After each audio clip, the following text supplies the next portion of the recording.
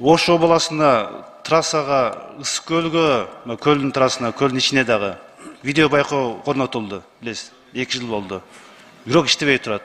Эмне себептен иштебей атат? Эми жатан уруксат болсо мен Кийинки сөз Токтошов Эмил Токтокуновичке берилет. Рахмат.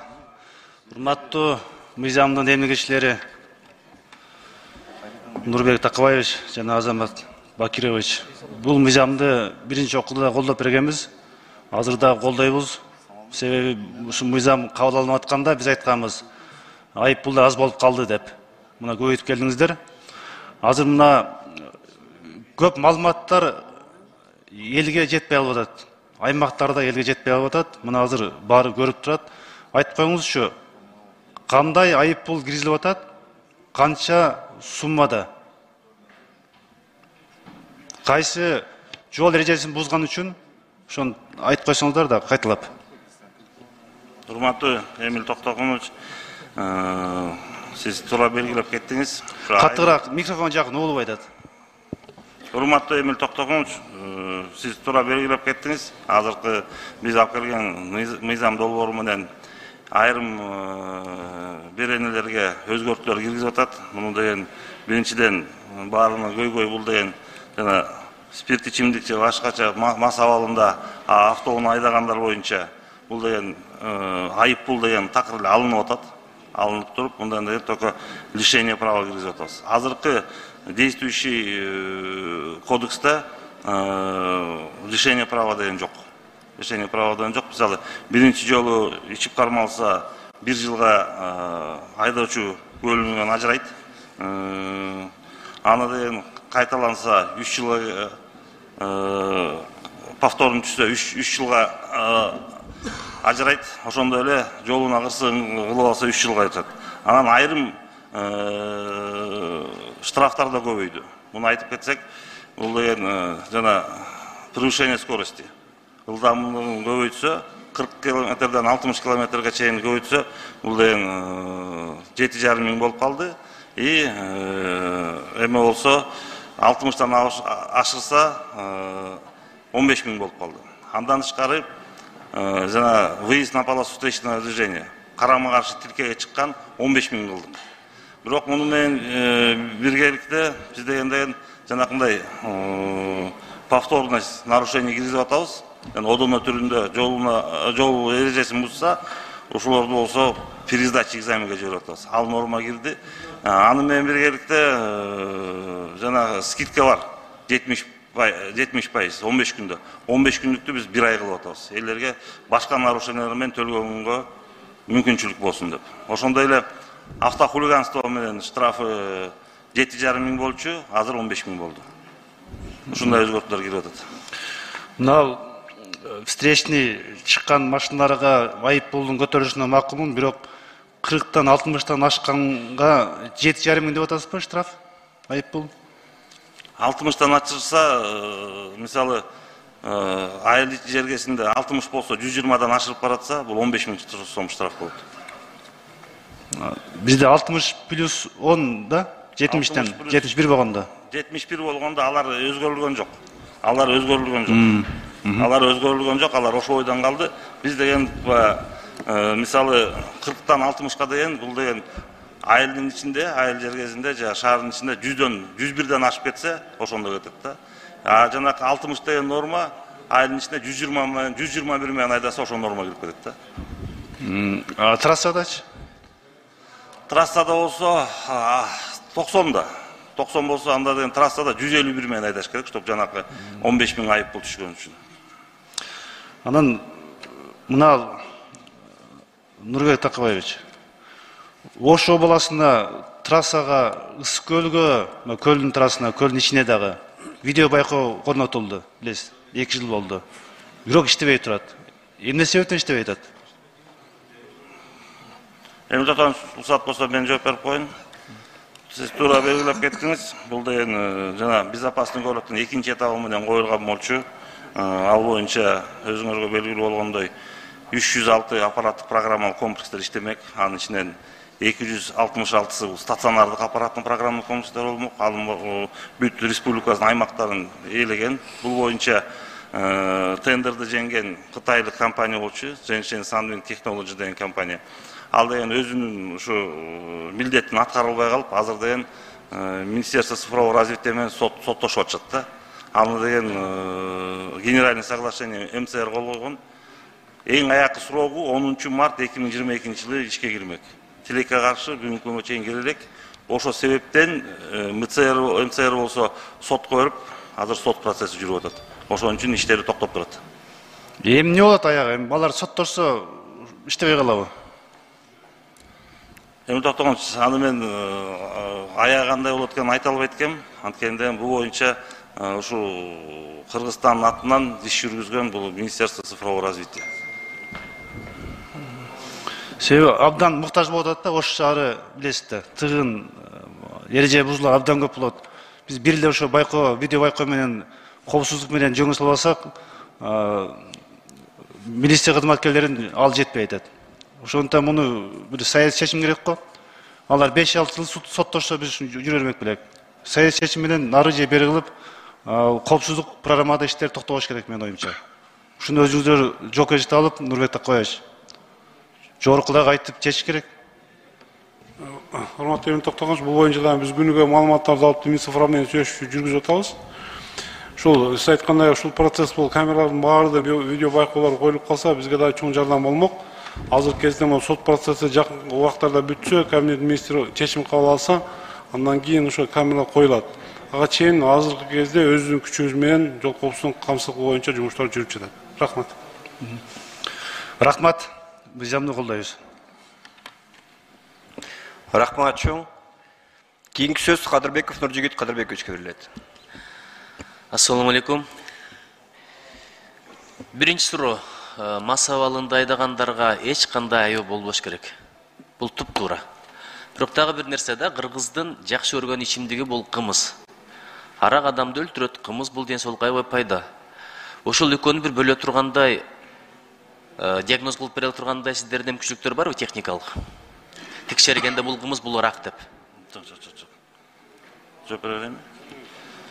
Урматтуу Нуржигит Кадырбекович, андай мүмкүнчүлүк бизде жок. Анткени бизде бул освидетельствование биз өткөзбөйбүз, доктор өткөзөт. Бизде ДНД апарып, ошоктон методом рапопорт өткөзөт. Аяктан деген эки эле диагноз чыгат. Же со, же алкогольное опьянение деп. Же мас, же со деп эле. Башка мынча грамм ичкен, анан бул деген коньяк ичкен, арак ичкен, же кымыз ичкен деп чыкпайт. Ошондон таң калам да, албетте эми. Бир жагы кымызга фора беришиңер деле калбайт элем, анткени коррупция деген бар. Эртең бүрсү күнү керек болгон учурда арак деле кымыз деп туруп, анан бошотуп ийиши мүмкүн. Макул. Экинчиси мына стоянка маселеси. Өкмөттүн өкүлү кетип калды. Убагында бир партиялар Бишкекке көп кабаттуу стоянка курабыз деп чыгышты эле. Ушул багытта маалыматыңыздар жокпу? Бир пландар, проекттер барбы? Бүт дүйнөдө көп кабаттуу, анан пайдубалдарда көп кабаттуу стоянкалар бар. Урматтуу Нуржигит Кадырбекович, бул боюнча мэрия иш алып барууда. Ошол стоянкаларды көбөйтүү максатында бир топ жумуштар жүзүп атышат. Андан сырткары бул көп кабаттуу үйлөр куруп жатканда, ошончо биринчи уровень, нулевой уровень, минус 1 кылып деген ошо стоянкалар куруп жатат. Ошо чоң үйлөрдүн баары деген, торговый центрлердин баарында деген ошо стоянкалар болсо, бир топ деген жеңилдиктер болмок. Бул боюнча да биз өзүбүздүн сунуштарды жөнөтүп жатабыз. Ар бир үйлөр курулганда, торговый комплекстер курулганда обязательно порядке стоянкалар болсун деген негизде сунуштар жөнөтүп жатабыз. Рахмат. Анан бүт дүйнөдө чылым чеккен атайын жерлер бар да. Мен батыш чыгыш Япония, Корея, Бельгия, Францияны айтпай эле коеюн, керек болсо Казакстан, Өзбекстан, Тажикстан да ошого жетип калды. Бир эле Кыргызстанда каалаган жеринде чексең болот, каалаган жерге чылым ыргытсаң болот. Анан биздин айдоочуларды карасаң, кетип атып чылым чегет, колун чыгарып алып кетишет, ыргытышат, түкүрөт, какырат дегендей. Ошолорго качан бир чара көрөсүздөр? Бир видео материал болсо эле аябай мындай демонстративно жазылап көрүңүздөрчү. Аябай шаарды булгаган, Кыргызстан экологиясын булган ошол болуп атат.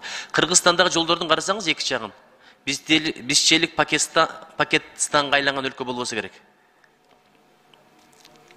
Нуржигит Кадырбекович, бул боюнча деген бизде деле азыр бул мыйзамдарда бар, керектүү жерлерде гана особенно общественный жерлерде чылым чегүүгө тыюу салынган.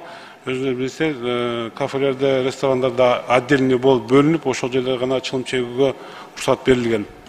Булар боюнча бардык жерде эмес, кээ бир жерге тыюу салынган жерлер бар. Жо машина айдап баратып, колун түтөтүп баратат, ыргытып атат, ошолорго бир чара колдонбойсуздарбы? Алда бар, аларда карап чыгабыз. Мен бир дагы бир кейсти билбейм да, сиздер чара колдонуп, бирөөгө штраф салганын. Мастарды кармап атасыздар туура, ылдамдык боюнча кармап атасыздар, бирок ыргытып, түкүрүп, какырып, андан кийин ушундай бир адепсиздик кылгандарды качар көрбөй атасыздар. Ушундай барбы фактылар? Кадырбек, бул боюнча эгер деген видео байкоолорго түшүрүп, ошонун далили жетсе, албетте булар деген жокко тартылат деген. Рахмат. Бир күнү видеого тартып алып келип берет окшойм сиздерге. Толтура. Өзүңүздөр деле көрсөңүздөр керек күндүгө. Үчүнчүсү, кайдан жайдан эле бир машинаңды бир жерге коеюн десең, бирөөлөр чыга алып эле униформа менен бул жакка коюңуз, бул жак бош, анан кетип атканда 50 сом сурап калат, 30 сом сурап калат, 100 сом сурап калат. Аларга ким уруксат берген? Лицензиясы барбы, ККМи барбы? Нуржит Кадырбекович, бул мэрия, бул боюнча жумушту мэрия алып барат. Ошол автоунаа токтоо жайларга деген акча төлөө боюнча деген өздөрүнүн четиндерин чыгарып, ошол жерде обязательно знактары болот, кызматкерлерде өзүнүн униформалары болот. Ошонун негизинде акча жыйнашат. Кээ бир жерлерде ошондой болуп калышы мүмкүн деген. Акча алынбай турган жерлерде келип бир шулундар аракет кылса, биз аны аныктасак жокко тартабыз. Рахмат. Квитанция бериш керек, ККМ деп атат, ошолордон башташ керек, анан наличка алып атат, канчасы чөнтөгө кетип атат, жөн эле элди тунай бергенде эмне? Анан аэропортко кетип атканда ылдамдыктын чектери жазылган, кечиресиздер, камералар коюлган, бирок ылдамдыктын чектери коюлган эмес да, же мен байкабай өтүп атамбы? Ак жеринен түшүп калгандар көп болбосун да, байкабай.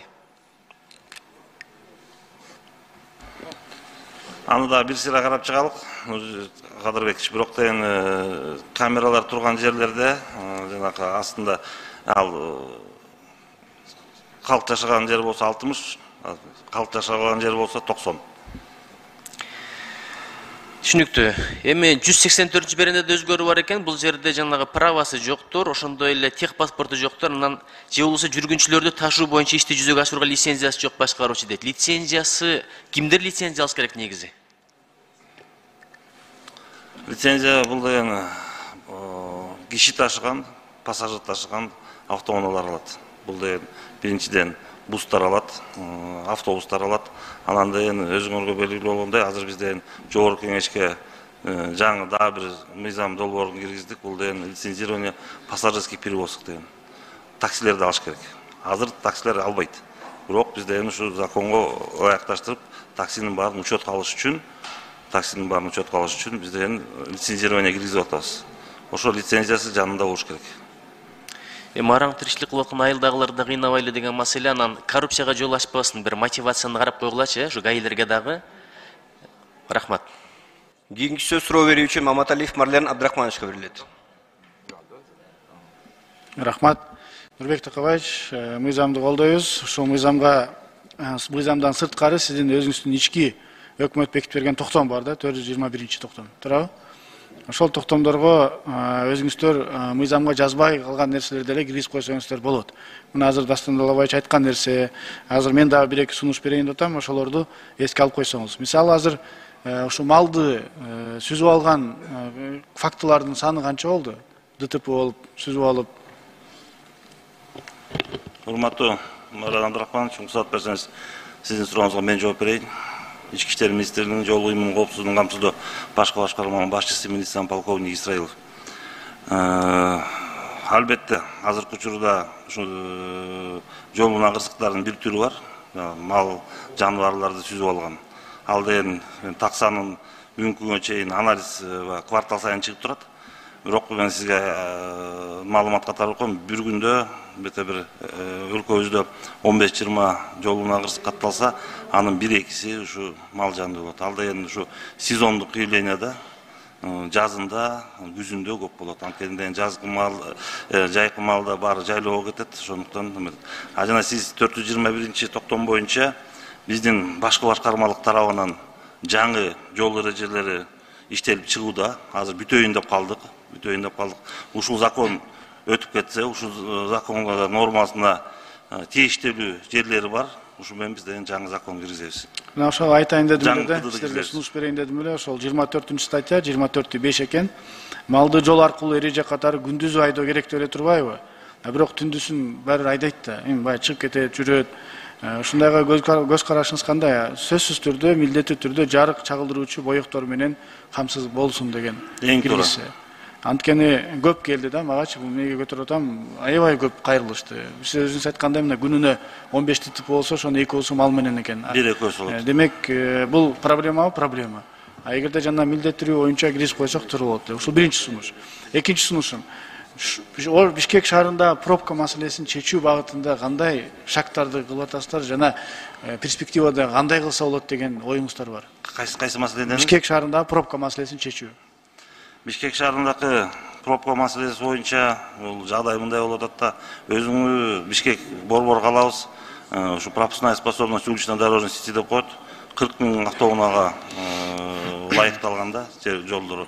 Бирок өзүңөргө маалым болгондой, биздин борбор калабызда бир 500 000ден ашык автоунаа бар. Ошондуктан биз мындай жалпак тилде айтканда, канчалык биз светофордун объект коюп болсок дагы, канчалык биз көчөлөрдү мэрия ремонт кылып чоңойтуп атат. Бирок биздики эң биринчи проблема бул стоянка жок. Анткени канчалык биз көчөнү чоңойткондо деле эки бетинен стоянка жок үчүн элдер айласы жок коет, баягы узкий куш болуп калат жол. Ошондуктан баягы эле пропускной способность болот. Ошондуктан биринчиден бул транспорттун развязкаларды салыш керекпиз. Экинчиден болсо стоянка маселесин чечишибиз. Андан тышкары биздин башкармалыгыбыз болсо ушу Япониялык Kyosan Technology деген компания менен меморандум түзүп иштеп чыкканбыз. Ал боюнча ушу жана зеленый волнаны өткөзүп 8 миллион доллар болот экен. Ал боюнча бүт өкмөттөн, Минфинден одобрение алып туруп, жанагы жайка аркылуу эмнеги жылкыга деп киргизип сүйлөшүүлөр жүрүп атат. Буюрса быйыл бүтүрөбүз деген үмүтүбүз бар. Айткан себеби сунушта, мына аянтта площадьта билесиз, знак бар, саат кечки 7ден эртең мененки 7ге чейин өтпөйт дегенчи. Демек знактарга временной койсо болот экен да. Эртең менен бүт пробка үстүдөн ылый айдайт. Кечинде ылдыдан өдөгө кетебиз да. Меске бир эле пример айтам, чүй менен кетип атканда филармонияга жетпей солго бурулуу жакты аябай чоң пробка. А эгерде экинчи линия менен саат кечки 5ден 8ге чейин экинчи линиядан бурулганга уруксат берүү дегенди киргизип койсоңуз, ошол жерден бир топ пробка азаят эле. Это реалдуу нерсе да. Ушундай нерсе кылганга болобу? Знактарга койгонго. Анткени кое атпайсыздарбы? Жана мен айткан токтомго киргизе аласызбы ошону? Коюңуз. Албетте, ага киргизсе болот. Биз дагы дополнительный обследование кылып, ушу транспорттук потокторду карап чыгалык. Кандай болсак туура болот. Анткени мен дагы бир жолу айтып кетем, бизде транспорт көптүгүнөн ушу светофорлордун фазадностун өткөзөбүзбү же приоритетин алмаштырып же убактын алмаштырганга деле болбой, бир жагына көбүрөөк болсок экинчи жагы пробка болуп калып атат да. Просто машина көптүгүнөн. Ушундай нерселерди бир карап койсоңуз, мына час пик убагында временной отрезокто карап чыгабыз. Ошол эле Акунбай менен өйдө кетип атканда, проспект Мира менен Акунбайга жетпей билесиз. Плюс ал жерде 3 машина бата турган кылып койгондо фактически 4 батса болот. Но лишь бы жанагы камерага түшүп нарушение кылыш үчүн кылгандай болуп калганда, хотя фактически 4 жөн эле атат. Ошол сыяктуу нерселерди карап койсоңуздар, эми жөн эле сунуш бойдон бияктан калып эле эске алабыз эмес. Реалдуу түрдө мага жообун алынды, бул сунуш же алынган жок деп мага сөзсүз түрдө жооп берип коюңуздар. Анан реалдуу түрдө карап берип коюңуздарды өтүнөм. Рахмат.